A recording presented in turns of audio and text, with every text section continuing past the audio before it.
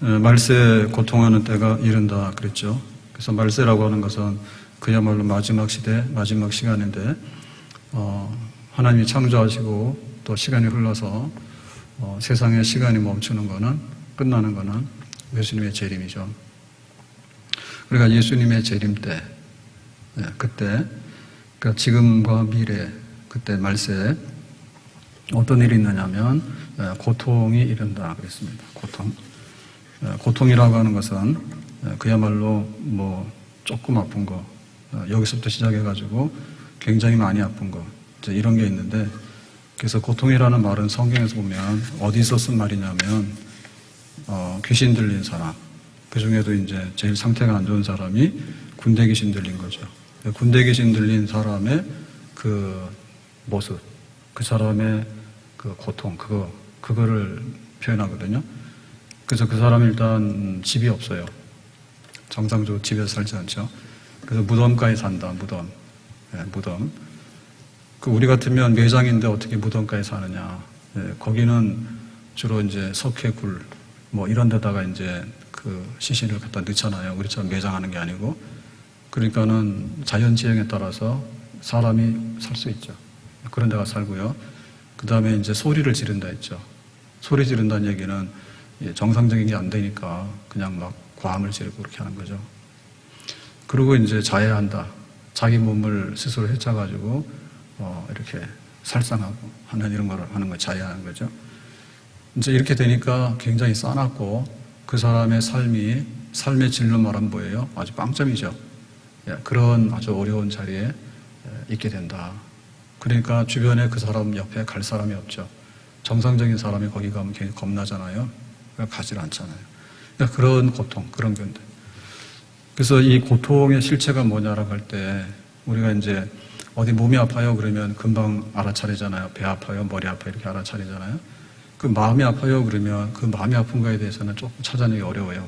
그래서 마음이 안 좋을 때는 심리 상담을 받거나 혹은 정신 전문 의사한테 가서 이렇게 좀 보면 우리가 못 찾아내는 걸 찾아내고 훨씬 낫죠.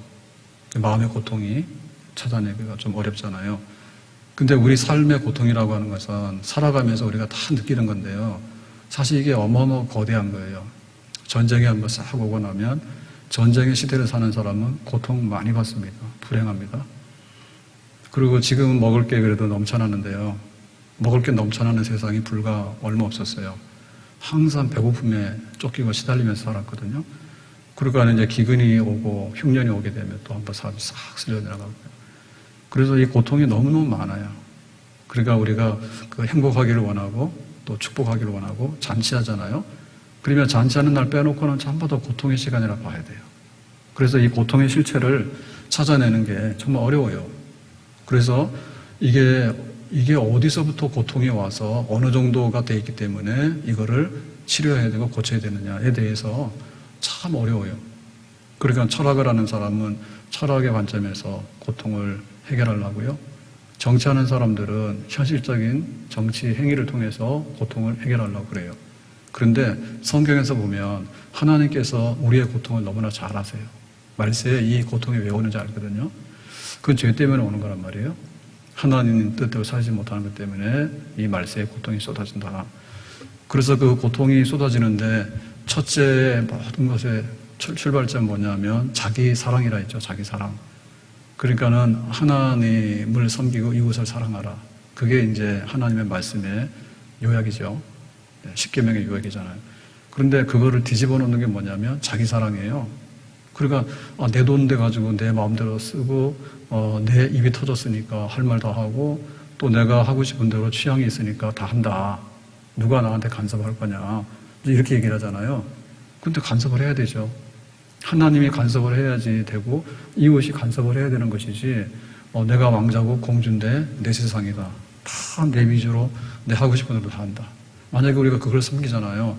그러면 이거는 소소한 문제가 아니고 그야말로 하나님이 행복하고 편안한 세상을 설계해놨는데 그거를 거꾸로 완전히 뒤집어 버리는 거예요. 그리고 자기 사랑이라는 것이 성경에서 말할 때 고통의 출발점이다 했어. 근데 사람들이 이걸 잘 안 받아들이거든요. 왜냐하면 그래 사람은 뭐 자기 가졌으니까 자기가 뭐 하고 싶은 거 다 하지. 자기 입 터졌으니까 자기 할 말 다 하지. 자기 뭐 손 부러진 거 아닌데 뭐 자기 하고 싶은 거 다 하지. 그렇게 생각하는데 그게 법으로 이게 통제가 안 돼요. 자기 사랑을 법으로 어떻게 규제를 하겠어요? 코로나 때문에 교회가 여러 가지 어려움을 겪잖아요. 그러니까 억울한 게 많죠. 근데 그 법으로 갖다 대는 잣대라고 하는 것이 굉장히 어렵다니까요. 대면 예배를 하지 말고 비대면 예배를 하래요. 그 비대면 중에 제일 유력한 방법이 영상 예배예요. 그 영상 예배를 하려면 영상 장비가 있어야 돼요. 그 영상 장비 있다 해가지고 목사님이랑 영상 기사랑 둘이서 하는 거는 예배가 아니죠. 예배 제작이죠. 그거를 만약에 우리가 예배라고 앉아있으면 안 되겠죠. 그래서 이 온라인 예배도 사실상 보조적인 기능은 있지만은 그거는 정답은 아니에요. 그러니까는 세상 사람들이 하나님이 여기도 있고 저기도 있고 다 있지 뭐 예배당만 있냐 이렇게 얘기를 하는데 예배당에는 더 있죠. 보편적인 게 있는가 하면 특별한 게 있잖아요. 근데 우리가 보편적인 걸 인정한다 해가지고 특별을 우리가 제거한다는 얘기는 그거는 또 안 맞는 얘기죠. 세상의 사람 중에 절반은 남자고 절반 여자예요. 그러면 절반 남자고 절반 여자인데 전부 다 우리 배우자입니까? 아니죠. 저 사람은 남자고 나는 여자지. 그렇지만은 남자와 여자 관계가 있지만 남자와 여자의 관계가 부부관계는 아니잖아요. 그러니까 우리가 하나님이 어디에도 계신다. 그거는 맞아요. 그렇지만은 날도 모든 날이 항상 하나님의 날이지만 일을 멈추는 날은 주일이죠. 그리고 장소도 구별돼야 되는 거고 그 다음에 모든 예식도 구별돼야 되는 것이지 예배 시간에 세수도 안 하고 뻘렁 누워가지고 뭐 듣고 뭐 영상 봤다 해가지고 예배를 드렸냐? 하나님이 뭐라 할 것 같은데요. 그래서 그 예배를 제작하는 것도 인정한다 하더라도 교인이 하나도 없는데 예배를 제작하라고. 그러면 도대체 뭘 한 거예요, 여기서요? 아무것도 없는 데서 제작했는데 그 영상을 보면서 우리가 예배를 온전히 드리고 있다고 지금 착각을 하고 있는 거예요. 그러니까 이 법으로 뭔가를 규제하기 굉장히 어렵다니까요. 법으로 규제하기가. 그래서 지금 난리야 난리. 그러니까 권력 잡은 사람이 마음대로 하는 거예요. 하지 말았다 하랬다가. 근데 여기는 왜 해야 되는지, 여기는 왜 안 해야 되는지. 그 다음에 예배 시간에 우리가 하는 예배가 순서 맡은 사람이라는데 찬양대도 못하게 하고 교인도 아무도 없는데 헌금도 못하는 거 아니에요. 예배 시간에 헌금 없잖아요. 그럼 집에서 헌금합니까? 집에서 헌금 안 하던데. 온라인 오늘 우리 교회 구자 통장을 이렇게 재정부에서 열어보잖아요. 몇백 명이 온라인 예배를 드렸는데 주일 헌금 그렇게 한 사람이 몇 안 돼요. 그건 뭐예요? 온전한 예배 아니죠, 당연히.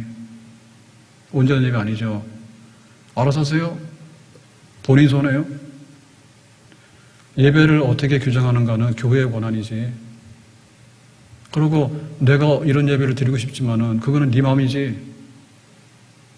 그렇죠. 와서 찬양대도 찬양을 드리고 회중 찬송도 힘있게 부르고 찬양이지. 집에서 찬양하냐고. 그러니까 온전하지 않은 걸 자꾸 온전하다고 하면 안 되죠. 정부에서 선전한다 해가지고 우리가 거기에 넘어가면 안 되잖아요. 그래서 이거를 고통이 뭐냐라고 할 때 그 고통을 그 삶의 그 고통의 덩어리와 그 깊이를요 아는 사람이 없어요.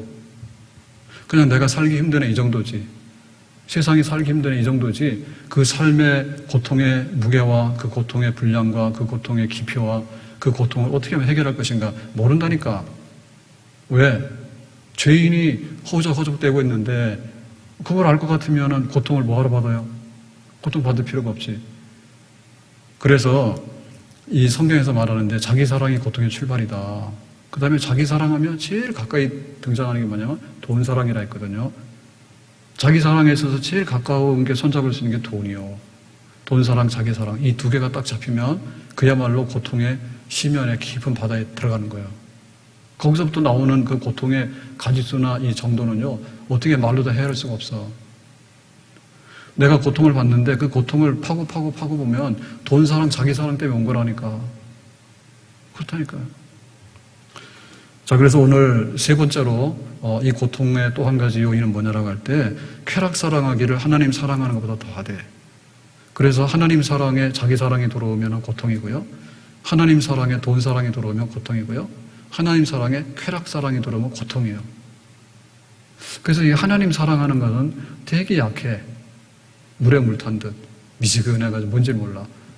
그런데 쾌락 사랑하는 거는 쫙 달라붙어.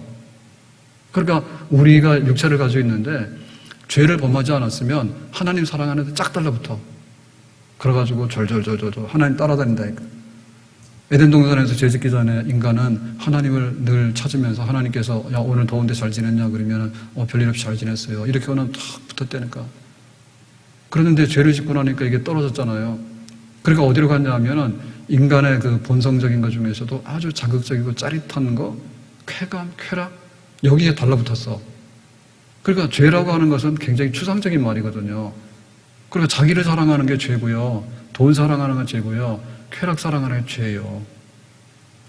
우리가 식사가 굉장히 중요한데 근데 식품이라는 게 보면 그 자연적인 상태가 거의 맞더라고.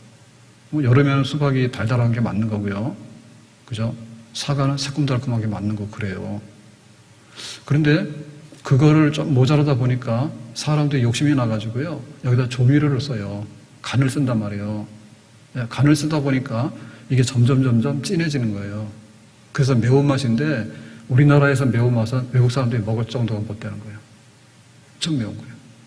그러니까 매워도 엄청 맵고 소금이 들어가야지 사람의 몸이 지탱을 하잖아요. 그런데 소금이 없으면은 음식이 맛이 없거든요. 그러니까 소금을 많이 써. 그래가지고 나가서 식사를 하다 보면 뭐 이렇게 추어탕이나 이렇게 탕 같은 걸 먹잖아요. 그거 뚝배기에다 펄펄 끓여오면요. 맛있는 것 같고요. 그게 맛있는 것 같은데 나중에 먹고 나면 막 입안에 입천장이 막 다 허물이 벗겨지고 그럴 정도예요. 뜨거워가지고. 근데 그 맛에 먹거든요. 근데 그게 싹 식잖아요. 그러면 이게 맛이 없어지는데요. 그 맛이 없는 것의 실체가 뭐냐? 거의 소금 덩어리야. 뜨거울 때는 매우면 더 잘 모르고 제가 먹어보니까 그렇단 말이에요. 제 얘기예요. 저 요리사 아니에요. 먹어보니까 뜨거울 때 펄펄 끓을 때 이럴 때는 매운맛도 잘 모르고요. 매워도 맛있다고요. 이게 간이 맛있다요. 근데 싹 식어버리면은 그게 짠맛이 너무 나고요. 너무 짠 거야, 식으면은. 이거 너무 짜서 내가 이걸 먹었나 싶을 정도예요. 라면 같은 것도 그래요. 라면도 막 끓을 때는 매운맛, 막 스프 맛이 굉장하잖아요. 근데 다 식은 걸 먹어보려면요. 그게 이렇게 짠가? 내가 이렇게 짠 걸 먹었나? 이 생각이 든다고. 그래서 백색의 공습을 주의해라, 백색. 설탕, 새하얀 설탕. 그걸 막 넣으면 달달한데 뒤책임은 안 져. 내 몸에는 안 좋은 거예요. 소금도 적당히 해야 되는데 소금을 꽉 넣어버리면요. 그래서 막 젓갈류 이런 거 있잖아요. 젓갈류. 그리고 우리가 김치를 굉장히 좋아하는데요. 사실은 김치도 이 소금 너무 많이 들어가잖아요. 그래서 김치 많이 먹으면 안 좋다고. 한국 사람은 김치 그러는데 절인 김치를 많이 먹는 별로 안 좋다고. 그러니까 이 쾌락이라고 하는 것이 정상적인 즐거움이 아닌 거예요. 우리가 피곤할 때는 잠자는 게 즐거움이잖아요. 쉬는 게. 그죠? 배고프면 먹는 게 즐거움이고요. 그거 맞다니까요. 근데 쾌락이라는 건 뭐냐? 먹기 위해서 먹는 거. 예? 그 다음에 정상적으로 육체가 즐거워야 되는데 더운데 막 노동을 하고 땀이 났어. 그러니까 집에 가서 샤워를 했어. 시원하고 좋잖아요. 그건 쾌락이라 안 그래요? 쾌락이라는 것은 뭐냐면 그것보다도 비정상적으로 지어 짜내는 거야. 그래서 이걸 지어 짜내는 동시에 나중에 고통이 찾아와가지고 고통이 우리를 먹어버리는 거예요. 그게 뭐냐면 성적인 쾌락 혹은 약물에 의한 쾌락 혹은 마약 같은 쾌락 이런 겁니다. 극단적으로 사람의 이런 감각을 이렇게 자극해가지고 쥐어짜는데 그 순간은 5분, 10분은 좋죠. 1시간은 좋죠. 근데 뒷시간이 지나고 나면 내가 이렇게 짠 음식을 퍼먹었나? 내가 이렇게 막 그 설탕을 많이 먹었나? 그러니까 부부가 정상적으로 평생을 살려면은 충분히 가능한 일을 가서 바람 펴가지고 해먹었어. 그러고 나면 뭐가 되냐면 자기 자신이 파괴가 되고 자기 가정이 파괴가 되는 거예요. 그럼 그렇게 된 사람이 바깥에 나가 정상적인 생활을 하느냐? 정상적인 생활하기 어렵죠. 왜냐하면 그 울타리를 넘어가지고 남의 우물을 가서 퍼먹기 시작하잖아요. 그럼 경계선이 없는 거예요. 멀쩡한데 대학 교수부터 시작해서 법관이고 뭐고 할 거 없이요. 성범죄 걸렸다면요. 고구마 줄거리라 쭈르륵 다 따라오는데 이 사람이 왜 그러냐 할 때 우리가 이해가 안 가거든요. 근데 그 정도를 지나버리게 되면 이미 그 사람은 그 고통에서 헤어날 수가 없는 거예요. 그러니까 지금 넘쳐나는 게 성범죄입니다. 말 다 할 수가 없습니다. 예? 성 관련해가지고 얼마나 많은 일들이 벌어지는데 그것이 일시적으로는 즐거움을 주지만은 그것이 쾌락으로 넘어가게 되면 나중에는 말로도 할 수 없는 고통을 가져와요. 알잖아요, 지금. 예? 뭐 해가지고. 넘어졌는데 너무 황당하게 넘어지죠. 예? 그리고 이제 술 같은 거요. 술 같은 것도 그야말로 옛날에 반주라 해가지고요. 그 아주 적당하게 발효된 그 술은 건강에 좋을 수 있잖아요. 뭐 포도주를 얼마 정도 들면 좋다. 뭐 옛날에 막걸리 하는 게 좋다. 근데 막걸리도 많이 먹으면 안 돼. 앉아가지고 홀짝홀짝해서 막걸리 많이 먹으면 알코올 많이 먹어가지고 술 취한다니까요. 술 취하면 건강 안 좋고 사고치고 그래요. 아무튼 간에 술이 넘쳐나는 세상이야. 그래서 좀 극단적인 경우에는요, 이 커피 같은 것도 기호식품도 문제 삼습니다. 좀 더 이렇게 아주 근본주의로 들어가면요, 기호식품도 문제 삼아요. 왜냐하면 이게 카페인도 정상적인 카페인을 취할 수 있는 분량까지 가면 좋거든요. 근데 지나치게 카페인 많이 취하게 되면 이게 몸에 해롭고 카페인 중독이라잖아요. 그래서 어떻게 보면 우리나라 지금 카페 문화는 이 커피를 많이 마시는데 그냥 우리나라 사람들이 옛날에 사랑방 전통이 있어가지고 사람 만나는 거를 좋아하고 혹은 개인 사무실이 없으니까 도서관도 없으니까 청년이나 애들이 집에서는 공부 안 하더라고. 자기 방 줘도 공부를 안 해. 근데 카페 가가지고 시끄럽고 한 데서는 또 집중해서 공부를 하더라고. 신기해. 애들이 괴물이요. 그래서 거기 가서 공부를 하고 있거나 업무를 보고 있거나 이제 이런 거라면 좀 이해가 갑니다. 근데 사실 커피를 많이 마시는 걸로 보면 좀 이해가 안 가죠. 예? 그 비싼 커피를 거기서 그렇게 매일같이 먹어야 되나? 이거는 좀 아니죠. 그래서 이제 음료, 기호식품부터 시작해가지고 정도를 지나게 되면 그것이 이제 쾌락으로 가게 되는 거예요. 예, 쾌락 사랑이 결국에는 우리가 가져오는 그 고통에 또 하나의 뚝 터지는 본물입니다, 이게. 우리가 이거 알고도 당해요. 그래서 경건의 모양이 아니라 경건의 능력을 갖도록 해라라고 하는 것이 나 자신을 지켜나가고 우리 가정을 지켜나가고 우리 사회를 지켜나가는 거예요. 잘못된 쾌락이 유행이 돌잖아요. 이거는 걷잡을 수 없이 돌아가요. 우리는 늘 교회 와서 살다 보니까 잘 모르는데 뭐 PC방 억울하다죠 지금. PC방은 카페보다도 감염이 안 되잖아요. 그런데 영업 정지된 거는 PC방이잖아 지금. 그래서 막 뿔났잖아 지금. 그거 만만하게 보였는가 봐. 교회처럼. 첫째 교회. 그 다음에 피. 블러드. 그러니까 피. 그 말이 아니라 그 피가 그 피라 그 말이에요. 그냥 대충 알아들으세요. 좀 억울할 것 같아요. PC방은. 그래가지고 지금 우리가 이게 살고 있는 이 세상에서 그 쾌락이 가져오는 이 암덩어리가 던져주는 이 고통이 분량이라는 것이 어마어마하게 많은데 이거를 어떻게 걷어낼 거냐라고 하는 거죠. 그러니까는 쾌락을 막는 그런 그 진리가 있다면요. 그리고 그런 어떤 장치가 있고 법이 있다면요. 그거는 굉장히 우대를 받아야 되고 우월한 거예요. 그래서 경건의 능력을 체득하게 되고 하나님 안에서 즐거움을 체득하게 되는 것은 그렇게 하급한 쾌락에 노예되지 않는 하나의 강력한 무기를 가지고 있고 능력을 가지고 있는 거지. 그래서 교회를 볼 때 어떻게 봐야 되냐면 교회는 아주 하급한 집단이 아니고 적어도 우리가 쾌락을 섬기는 집단은 아니다. 네? 뭐 나이트클럽, 강남클럽, 홍대클럽 그러는데 클럽에도 뭐 여러 가지 하잖아요. 뭐 콜라텍 뭐 해가지고 노래방 해가지고 온갖 게 다 있더라 하더라고 변종들이. 근데 가가지고 지금 법에서는 거기까지 괜찮다니까 하겠죠. 근데 뒤로 가면은 불법 영업을 막 하잖아요. 그 불법 영역의 뒷문은 뭐냐면 거기 쾌락 아닌가요? 사람들이 찾아가는 이유가 뭐예요? 쾌락이죠. 약물도 얼마나 많아요, 지금요. 네? 그러니까 그거를 막아낼 수 있는 게 뭐냐, 그죠? 법으로 못 하잖아요, 다. 그 사람이 인격이 있어가지고, 인격에서 안 되잖아요. 그래서 하나님 사랑하는 것에서 떠나게 되면 쾌락이 들어오는 거고, 또 하나님을 사랑하게 되면 이 쾌락은 들어올 수 없는 거고, 그렇게 되어 있습니다. 전쟁이면 전쟁.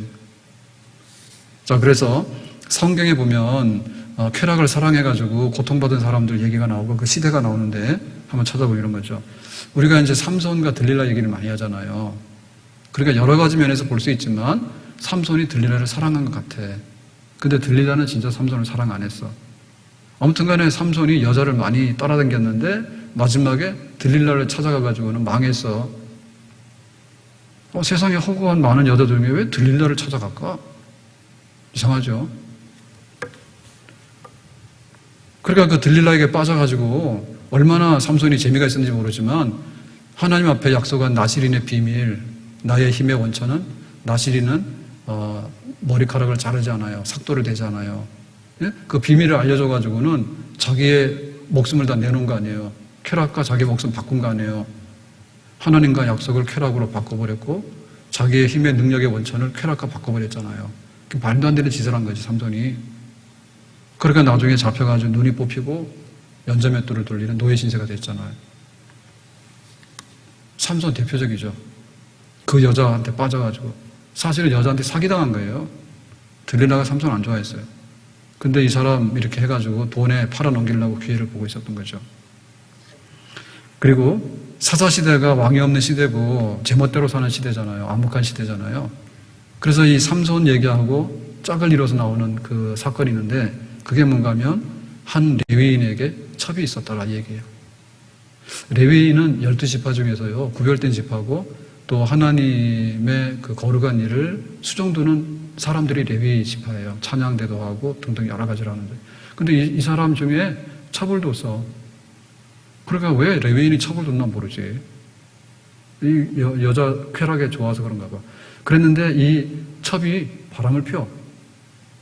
첩 중에도 등급이 있는 것 같아. 좀 얌전하게 가만히 있는 첩이 있는가 하면 또 나가서 바람을 피우고 다니는 첩이 있는 것 같아. 그래가지고 이 첩이 이제 자기 이제 친정으로 갔잖아요. 친정으로 갔는데 이 레위인이 친정에 간 자기 첩을 데리러 가요. 그래가지고는 가늠하다 걸려가지고 자기 친정에 갔으면 놔두면 될 텐데 찾아가가지고 제발 좀 우리 집으로 오라고 다시 모시러 갔어. 그래가지고 데리고 오는 중에 기브아에 왔을 때 어떤 사건이 있는가 하면 그 성에 이 동성연애하는 사람들이 있죠. 남자들이 몰려와가지고 오늘 여기 들어온 사람 내놔라 해가지고 우리가 이제 성관계를 하겠다. 소돔성하고 비슷한 겁니다. 그렇게 되니까 안 된다고. 그래서 나중에 누구를 내던졌냐면 첩을 내던졌잖아요. 그러니까 이 여자나 해라 해가지고 던지니까 이 레위인의 첩이 그 성폭행을 동네 사람들한테 다 당해가지고 죽었어. 그러니까 이 레위인이 뿔난 거야. 그래가지고 그 자기 첩이 죽었으니까 폭행당하고 죽었으니까 시신을 칼로 토막을 쳐가지고 그거를 이제 12지파한테 보내요. 그러니까 이 동네 사람들, 이게 베냐민 지파 땅이거든요. 베냐민 지파의 사람들이 이렇게 흉측한 죄를 범했다고. 그래가지고는 시신을 토막내서 다 보내니까 그러면은 베냐민 사람도 혼내주자 해가지고 이스라엘의 다른 지파하고 베냐민 지파하고 전쟁을 해요. 그러니까 이 전쟁은 뭐냐면 내전이에요, 내전. 이스라엘끼리 싸우는 거예요. 뭐 때문에요? 레위인이 첩을 뒀는데 그 첩이 또 간음을 하다가 그 다음에 사건에 휘말려가지고 나중에는 베냐민 사람들에게 욕을 당하니까 그 다음에 이거에 대해서 보복하자 해가지고 그러니까 뭐냐면 그 한 가정의 첩 사건부터 시작해가지고 그 당시에 베냐민 지파가 거의 다 멸절해서 죽을 정도로 그렇게 큰 내전 사건으로 비화되는 일이 사사시대에 있었어요. 그러니까는 이 쾌락이라고 하는 것이요, 그야말로 한 개인의 문제로 끝나는 게 아니고 한 가정의 문제로 끝나는 게 아니에요. 국가 전체를 다 뒤집을 수도 있는 거고 전 세계를 뒤집을 수도 있는 거예요. 그러면 우리가 지금도 그 여러 가지 이제 그 에이즈 같은 것도 오고 다 바이러스 아니에요, 그죠? 에이즈 왔는데 사람에서 온 건 아니죠. 뭐 짐승에서 넘어왔다지 원숭인가요? 그러니까는 지금 코로나도 거의 의심은 돼요. 짐승에서 넘어온 거예요. 근데 이놈이 왜 넘어왔냐, 이놈이. 사람들이 정상적으로 그 살아가는 삶을 살았으면 안 넘어오죠. 그런데 비정상적인 무슨 관계가 일어나게 되면 그런 짐승에 있는 바이러스들이 인간의 몸으로 들어와서 인간을 거의 멸종시킬 수 있는 사건이 될 수 있는 거야. 그게 뭐냐면 인간의 난잡한 성행이 부부간의 그런 정상적인 생활이 아니라 막 동성끼리 동성애를 한다든지 혹은 막 사람과 짐승 수간을 한다든지 그렇게 해서 막 하고 그 다음에 그 먹는 것도 쌀밥도 있고 보리밥도 있고 사과도 있고 과일도 있고 얼마나 많네. 그런데 이상하게 막 지렁이를 잡아먹지 않나? 그 다음에 막 그 이상한 짐승을 막 잡아먹지 않나? 보양식 한다 해가지고 막 그러다 보니까 그걸 먹는데 그래서 중국 대기 지금 의심을 하잖아요. 중국은 아니라 하지만은 중국 사람들 그 먹는 식자재에 문제가 있다고 얘기를 하잖아요. 그러니까 막 야생에 있는 짐승들, 검정 안 된 짐승들 이런 것들이 식자재로 막 돌아다니다 보면 그런 바이러스들이 인간의 몸으로 인간 세계를 침투할 수 있는 거죠. 가정은 누가 가졌냐? 짐승 속에 있는 바이러스는요, 거기 안에서 살면 자들이 행복한 거야. 근데 누가 끄집어내서 일로 이사를 시켰느냐? 인간은 욕심이겠죠. 뭘 더 먹으려고 그래서 뭘 더 잘 먹고 잘 살라 해서 그거 하냐고요. 네? 그러니까 우리가 가져오는 이런 그 바이러스 문제라든지 식상할 문제라든지 이런 걸 보면요, 전부 다 보면은 그 덩어리가 어마어마해요. 그 어마어마한 거를 끌어와가지고 결국에 우리가 자폭을 하는 거예요. 요만큼 먹고 이만큼 터져나가서 사람이 죽어나가고 그런 일들이 발생하게 되는 거죠. 얼마나 많은 사람들이 우리가 이제 하면은 전쟁하면은 막 큰일 난다잖아요. 전쟁에서 죽으면 안 돼요. 억울하잖아요. 내가 시대를 잘못하고 나서 사실은 죽을 만큼 싸울 일은 없거든요. 그냥 뭐 포기하면 되잖아요. 그런데 이 병사들은 싸울 마음이 없어도요, 왕들이요 싸우라고 하면 싸워야 되는 거예요. 누구를 위해서요? 왕을 위해 싸우는 거예요. 그래서 이 왕권 국가는 별로 안 좋은 거예요. 왜냐하면 나를 위하고 내 가족을 위해서 싸우는 게 민주주의 군대예요. 근데 나는 별로 싸우고 싶지도 않은데 이익도 없단 말이에요. 괜히 총알바지 돼가지고요, 그 왕을 위해 싸우고요, 그거 안 되는 거예요. 그래서 우리가 전쟁이 안 되는데 전쟁에 죽는 숫자보다도 뭐에 죽는 숫자가 많냐면 교통사고로 죽는 숫자가 많다잖아요. 실제로 보면 교통사고로 죽는 숫자가 어마어마하게 많아요. 근데 이것도 정상적으로 무슨 우연히 사고 난 것보다는 음주라든지 혹은 뭐 이렇게 무슨 구조적인 문제가 있든지 이래가지고 죽는 사람이 부재수에 많거든요. 근데 쾌락으로 인해 죽는 사람은 더 많아. 약물 중독, 그 다음에 막 섹스 중독, 성 중독, 그 다음에 막 음식 중독, 먹는 거 막 식탐 중독 해가지고 뭔 놈은 막 먹방도 막 얼마나 해대끼는지. 그러니까 그놈입니다. 그래서 막 방송에 나와가지고요, 막 먹방 한다 해가지고 막 하면은요, 막 살을 찌워가지고요, 막 파마시는데 저도 욕먹어도 할 말이 없어요. 집에서 옛날에는 큰 소리를 많이 쳤다 하는데 지금은 찍소리도 못해요. 찍소리도 못해요. 그래가지고 요즘에 좀 먹는 거 조절한다 그랬더니 참 한때는 제가 꿀을 또 엄청 먹었거든요. 꿀을 엄청 먹었어요. 그래가지고 맨날 욕먹어요. 제가 한 얘기했기 때문에. 제가 시골 학교 다닐 때 저희 3학년 때인가 4학년 때 그런 정도 된 것 같은데 그 얼굴이 시뻘건 아이가 있어. 한겨울에도. 그래서 그 집에 지금 보면 못 살아서 그런 거지, 그지? 우리 같으면 지금 막 이렇게 그 오리털 막 이런 거 막 입혀가지고 다 나오잖아. 옛날에 그런 게 없었어요. 그랬는데 아주 얇은 이렇게 겨울옷, 그냥 털실로 짠 거 이런 거 하나 입고 다니는 애가 있었는데 걔는 얼굴이 뻘개요. 그래가지고 막 굉장히 등치도 좋고 굉장히 이렇게 건강해. 그래서 그 집 누구 집 아들이냐면 양봉집 아들이야. 그러니까 아버지가 이 꿀 농사하는 분이야. 옛날에 자연꿀 있잖아요. 꿀, 양봉. 그거 하는 집 아들이라 꿀을 많이 먹으면 너무나 생각하면 그렇잖아요. 에너지가 굉장히 많잖아요. 그걸 퍼먹고 다니면 어떻게 되겠어요? 한겨울에도 얼굴이 뻘겋겠지. 그래서 꿀 먹으면 건강에 좋다 해서 많이 먹으세요, 제가. 그러고 먹었다고 그래야지 지금 이런 건 조심해야 되는데 그러면은 봐라 막 먹더니 막 그러면 제가 욕 먹고 있어요, 집에서. 그래서 그 우리가 이렇게 고통이 찾아왔는데 그 고통 찾아오는 그 분량을 보면은 지금 약물 중독이라든지 막 먹방 중독이라든지 그러니까 시진핑이도 중국 살리기 위해서는 그렇잖아요. 많이 먹어서 끼면요 국가 낭비예요. 그리고 그게 뭐냐면 의료보험 낭비예요. 많이 먹으면 이거 다 병으로 갑니다. 이게 과잉하면은 영양실조 그런 사람 먹어야 되는데 그 이상으로 먹으면은 이게 식자재 낭비인 동시에 이거 낭비예요. 그러니까 아마 중국에서도 뉴스 보니까 그랬대죠. 먹방 좀 하지 말라고. 무식하게 먹는 거 자꾸 연습시키면은 전 국민이 다 위장병 걸리고 맵고 짜고 먹으면 다 병 걸리잖아요. 의료보험 다 타가잖아. 그러니까 찾아오는 그 고통에게 말도 못하게 개인의 삶에 대해서요. 아주 그럴듯하고 굉장히 이렇게 멋있어 보이는데 실상은 그 쾌락으로 인해서 망가지는 게요. 이런 말로 다룰 수 없어요. 없어서 굶어 죽는 시대도 있었지만 지금은 너무 잘 먹고 너무 쾌락을 추구하다 보니까 그 고통에 죽는 사람이 너무너무 많아요.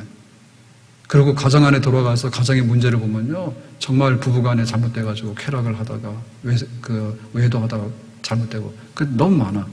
자, 그러면 이거 치료는 어떻게 됩니까? 이 치료는 그죠. 하나님 사랑하기를 항상 여기서 치료가 되는 거예요. 왜냐하면 우리 삶의 행복은 어디 있다요? 하나님께 영광을 돌리고 하나님으로 즐거워하는 거다. 이것이 첫 번째예요. 그러니까 자기를 사랑하는 걸 고치려고 그러면은 하나님 사랑하는 걸 배워야지 자기 사랑을 고쳐. 수도 닦는다 해서 도 닦는다 해서 그게 안 되는 거예요. 하나님을 사랑하는 것이 들어와야지 자기 사랑을 내려놓는다고. 하나님 사랑하는 걸 해야지 돈 사랑을 내려놓는다고. 내가 또 다른 목적을 발견하지 못했는데 돈이 최고의 목적인데 어떻게 거기에 빨려들지 않겠어요? 빨려 들어가죠. 하나님을 위해서 돈도 벌어야 되고 하나님을 위해서 돈도 써야 돼. 하나님을 위해서 내가 돈 관리도 잘해야 돼. 이게 들어와야지 이 돈이 말을 듣지. 돈 자체가 그냥 있어가지고는 절대로 우리가 그 돈을 이길 수가 없어요. 그래서 내 주머니에다 많이 넣어놨다 해서 내 거 아니고요. 내 주머니에다 넣어놨다 해서 자기 행복한 게 아니에요. 내가 있으면 있는 대로 없으면 없는 대로 하나님 앞에 내가 뭘 할 것인가에 대해서 잘 쓰게 될 때 그때 그 사람은 돈을 다스려서 정말 고통 안 받는 사람 되는 거죠. 그러니까는 쾌락 마찬가지라고요. 내가 좋아하는 거 먹는 거 쾌락이 있잖아요. 그러면 하나님 사랑하는 즐거움으로 그걸 잊어버려야 돼. 하나님 말씀 보다가 밥이 식어야 돼. 그럽시다. 그래서 기도를 너무 많이 해가지고 아이스크림이 녹으면 안 되는데 근데 사실은 녹아도 돼. 아이스크림 하나 안 먹으면 되지 뭐. 평상시에 기도하다 안 하는데 아이스크림 놓고 너무너무 기도가 빠져가지고요. 기도에 푹 빠져가지고 아이스크림 녹았다. 아낌없이 버리세요. 그러면 교회 와서 청구하세요. 아이스크림 기도하다 녹았어요. 그럼 아이스크림 사줄게 대신. 그 정도로 기도를 많이 해봐라. 그거밖에는 고칠 일이 없다니까. 가서 막 노래방 가서 노래하고 하잖아요. 뭐 노래할 수 있죠. 그런데 노래 중에 노래는 찬송이에요. 예? 그 찬송하는 즐거움을 알아야지 이 세상 노래를 내려놓을 수 있다고. 하나님 앞에 찬양하는 거. 그러니까 지금 코로나 때문에 교회 와가지고 뭐 노래 부르지 말라고 아주 말하는 것도 교회 용어 좀 썼으면 좋을 것 같아. 아, 찬양을 왜 노래라고 그래요? 방송에서 자꾸만 신문에서. 아, 우리가 노래하는 거예요? 노래라고 하는 것은요, 자기 그냥 하는 걸 노래라는 거예요. 찬양이라고 하는 것은요, 대상이 있는 거예요, 대상이. 우리가 하는 노래 중에서 전부 다 뭐냐면, 살겠네, 못 살겠네, 죽겠네. 배신자여, 배신자여, 사랑의 배신자여. 하숙생, 인생은 나그네 길, 어디로 가서 어디로 가냐. 이런 거는 찬양이 아니에요. 그러니까 노래를 하지. 근데 우리가 하는 이 찬양은 뭐냐면, 하나님 그분과 하나님 그분이 하신 일에 대해서 우리가 높여서 그거를 예배로 이렇게 올려드리는 겁니다. 정말 정성을 다해서 부르는 겁니다. 그런 걸 노래로 하면요, 말이 안 맞는 얘기지. 그러니까 그런 즐거움이 있잖아요, 우리에게. 찬양의 즐거움이 있지 않습니까? 네. 세상 노래는요, 부르면 속은 시원한데요, 뒤끝이 항상 좀 이상해요. 그렇죠? 네. 돌아와요 부산항에 아무리 많이 불러도 부산항에 돌아오는 게 없어. 그리고 이상한 게 있다니까요. 근데 하나님을 찬양하는 것은 하면 할수록 그 안에 정말 그 은혜가 있잖아요. 네? 저 높은 곳을 향해서 날마다 나아갑니다. 꼭 아무것도 없으면 갈 필요가 없잖아. 근데 저 높은 곳에 하나님 나라가 있으니까 하나님 나라는 정말 좋은 나라고 아버지께서 예비한 집이 있다 하니까 우리가 그 노래를 부르면서 소망 중에 은혜를 받게 되는 거죠. 아멘? 그러니까는 말씀으로, 기도로, 찬양으로. 네? 기도하는 즐거움이 얼마나 많은지 모르죠. 어디 가서 상담하고 병원 가서 정신과 상담하잖아요. 그러면은 돈이 많이 들어가. 근데 우리 얘기를 다 들어주고 해결해 줄 수 있는 데는 아무도 없어. 부산에서 오늘 그랬답니다. 부산 기독교 무슨 연합에서요, 비대면으로 하라니까 우리는 대면 예배한다고. 그러니까 없는 용어들이 나와가지고 우리가 굉장히 당혹스러운데, 한마디로 말하면 교회에서 예배 드리지 마라 하니까 교회에서 예배 드리겠다 이렇게 하는 거야. 뭐 비대면, 대면. 어떻게 성경에도 없는 얘기를 막 써. 비대면 예배, 대면 예배. 이런 얘기가 여기서 나와요, 이게. 그러니까 부산에 그쪽에서 아니다. 우리는 그 대면, 교회 모이는 예배를 해야 되겠다. 왜냐하면 한국교회 거의 7, 80%가 50명 미만 교회래요. 그러니까 이런 교회는 영상도 잘 안 되고, 또 그럴 여력도 없고, 그래서 이제 그 현장 예배를 이제 드리는데, 그걸 못 한다는 얘기는 예배를 드리지 말라는 얘기니까, 우리 드린다. 뭐 이렇게 해서 했대. 그랬더니 이제 하지 말라 하잖아요. 그러니까 뭐 고발하려면 해라. 이래가지고 뭐 오늘 어떻게 되는지 모르겠어요. 그런 사건이 있었는데, 그러니까는 국회의원 중에 한 사람이, 부산의 국회의원 중에 한 사람이, 야, 교회 모여야지 예배냐. 네? 교회 모여야 예배냐. 모이지 마라. 그렇게 하면서 요즘에는 뭐 기자들이 와서 취재 안 해도 다 나오잖아요. SNS 해가지고 자기 올려버리면 다 기사화 될 수 있잖아요. 그죠? 그렇게 하는 얘기 뭐냐면, 코로나가 기도한다고 없어지냐. 이랬더라고. 그 유명한 국회의원이에요. 코로나가 기도한다고 없어지냐. 그러니까 교회 가지 마라. 코로나 걸린다고. 맞죠? 뭐 기도한다고 코로나 바이러스가 싹 없어지겠어요. 하나님의 기도를 들으시면 없어질 수 있지만 듣지 않으시면 그냥 있는 거 아닙니까? 그런데 그 코로나 걸리고 안 걸리를 떠나서 또 신앙의 본질적인 면이 있잖아요. 사람이 한 번 죽는다. 근데 그 후에는 심판이 있을 것이다. 한 번 죽는데 뭐하고 죽을래? 밥 먹고 죽었다. 예배드리다 죽었다. 다르잖아요. 그러니까 마땅히 해야 될 걸 한다라고 생각할 때 코로나를 걸리고 안 걸리고도 중요하지만은 코로나 이상의 우리가 살아왔던 삶의 방식에 대해서 우리가 할 수밖에 없다라고 하는 면도 세상은 좀 이해를 해야 돼요. 우리가 코로나를 퍼뜨리면 안 돼요. 그런데 모든 것을 교회나 우리의 그 예배를, 야, 니네가 기도한다고 코로나 없어지냐? 그 한마디 말로서 다 하기에는 하나님과 교회가 너무 크단 얘기야. 그렇죠? 코로나가 아니라 죽은 사람도 살려내잖아요. 그러면 그걸 증명할 수 있어? 기도하면은 죽은 사람 절대 안 일어나. 증명할 수 있어? 예수님 살아났다고 하고, 구약에 그도 보면 그렇고, 신약에도 보면 나사로도 살아났다는데, 그럼 이건 어떻게 된 거냐? 이건 어떻게 된 거냐? 그럼 자기 증명해야 될 거 아니에요? 말은 쉽지만은 시대가 하도 불경하니까 막 쏟아놓는 거예요. 그렇게 말해도 안 되고, 우리가 거기에 또 흔들려도 안 되죠, 교회가. 안 되죠. 그러니까 그 기도하는 즐거움이 얼마나 큰지를 아느냐, 찬송하는 즐거움이 얼마나 큰지 아느냐, 그리고 그 우리가 할 도리를 다하고 내가 모든 처분을 맡길 수 있는 것은 즐거움 중에 즐거움이에요. 네? 순교자의 길을 걸어가고 믿음의 지조를 지켜서 내가 흠없이 하나님 앞에서 살겠다. 이 즐거움이 얼마나 큰 즐거움인지 도대체 알긴 아는가? 자, 피곤할 때는 잠을 자야 되고 드러누워야 됩니다. 근데 한참 드러누워 있으면 허리 아프잖아요. 그럼 어떻게 돼요? 일어나 앉는 게 또 좋은 거죠. 24시간 눕혀놓을까? 한번 해보실래? 아니, 피곤할 때 침대에 들어놓지 24시간 묶어놓고 침대에 달아매 놓으면 고문이야, 그것도. 그러가 앉아야 되는 거예요. 그렇잖아요. 그럼 앉아서 계속 있다 보면 이것도 또 팔들이 아프잖아요. 그게 뭐냐면 적당하게 움직여서 자유가 있어야 돼, 사람이. 그러면 적당히 이제 움직이고 하다 보면 뭐 하냐면은 이렇게 하느니 좀 더 규칙적으로 하는 게 좋잖아요. 그러면 저도 오늘 오해 가가지고 우리 동네 공원 막 돌아다녔는데 날은 좀 덥지만은 그래도 약간 가을 기운이 느껴지는 것 같더라고요. 얼마나 좋아요. 사람이 걸어다니면서 생각도 하게 되고 또 몸도 좋아지게 되고. 그러니까 그거는 단계가 있는데 이게 지금 잠을 안 재우는 거는 고문이고, 그러니까 잠은 자는데 24시간 잠만 자라고 하면 또 고문이에요. 일어나서 걷다 보면은 자기가 좀 더 활발하게 걷는 사람은 조깅도 하고 달리기도 하잖아요. 그리고 또 어떤 사람은 이 달리기를 하는데 마라톤 풀코스로 하는 사람이 있어요. 그 사람에 대해서 우리가 야, 너는 안 된다고 말할 거 없는 거예요. 그리고 그 마라톤 풀코스도 모자라는 사람은요, 울트라 마라톤이에요.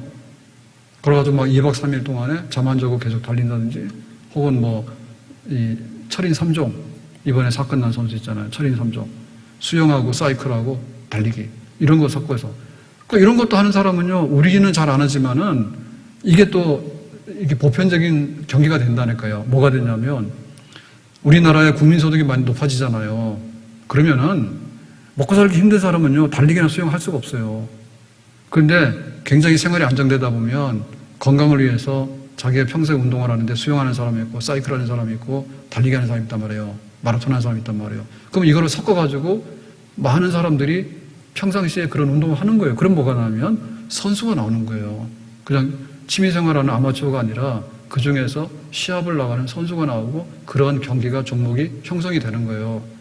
우리나라 아직 이게 활성화가 안 됐는데 더 잘 살게 돼서 운동하는 사람이 많아지게 되면 이런 데 선수가 많이 나오고 그렇게 될 거예요. 그러니까 이게 즐거움이라는 것이 단계가 있는데 그 단계 올라가는 즐거움에 대해서요, 우리가 정말 끝을 몰라. 등산 가는데 황룡산 가서 좋아하는 사람 있잖아요. 할머니도 올라가잖아요. 그런데 북한산만 하더라도 도전 잘 못하죠. 할머니들은.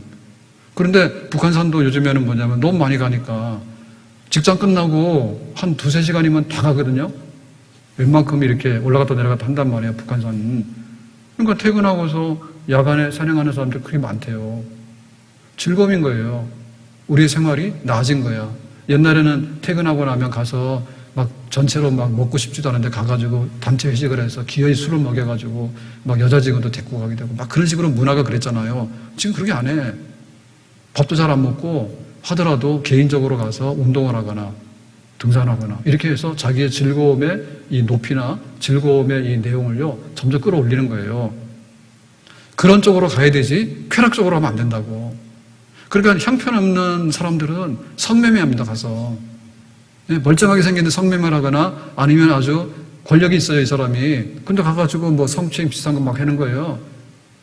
근데 그런 게 없어도 자기가 일 열심히 하고 나서 자기 건강을 위하고 자기 스트레스를 푸는데 따르게 푸는 게 아니라 술 퍼먹고 여자 해가지고 푸는 게 아니라 야간에라도 혼자 등산하면서 자기가 묵상도 하게 되고 자기의 삶의 에너지를 충전하는 그런 쪽으로 가게 되면 그게 이제 선진국이 되는 거죠. 그러니까 성경에서 말하는 건 뭐냐면 그 이상인 거예요. 그 이상인 거예요. 그 이상. 내 영혼이 은총 입어 중한 죄짐 벗고 보니 슬픔 많은 이 세상도 천국으로 하도다. 그러니까 영적인 그 은혜의 세계의 즐거움, 하나님을 사랑함으로 인해서 얻는 즐거움. 아브라함, 이삭을 번제로 바쳐라고. 그러니까 믿음 없는 사람이 볼 때는 이 집안 다 망한 거 아닙니까? 하나님 요만큼 주고는 다 가져가시네요. 어떻게 그 아들을 내놓으래요?